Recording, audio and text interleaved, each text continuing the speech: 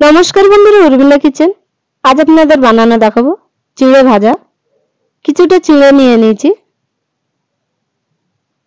লবণ হলুদ সামান্য পরিমাণ দিয়ে ভালো করে চিড়েটা মাখিয়ে নেব। মাখানো হয়ে গেছে, একটা কড়া বসিয়ে দিলাম, কড়াইতে তেল দিয়ে দিলাম। তেল গরম হয়ে গেছে, চিড়ে বাদাম দিয়ে দিলাম, দিয়ে ভেজে নেব। বাদাম ভাজা হয়ে গেছে, একটা পাত্রে তুলে নিলাম।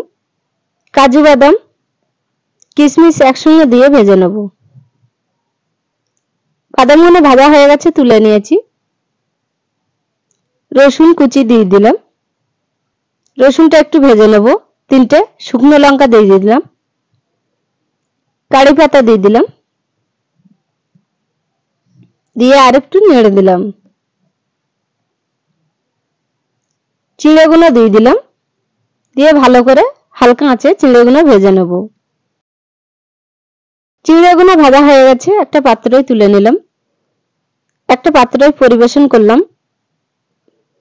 বাদামগুলো দিয়ে দিলাম, হাফ চামচ লঙ্কা গুঁড়ো দিয়ে দিলাম, দিয়ে ভালো করে মিক্স করে নিলাম। মিক্স করা হয়ে গেছে, একটা প্লেটে পরিবেশন করলাম। আপনাদের ভালো লাগলে কমেন্ট, শেয়ার, লাইক, সাবস্ক্রাইব করবেন। আপনারা ভালো থাকবেন, সুস্থ থাকবেন।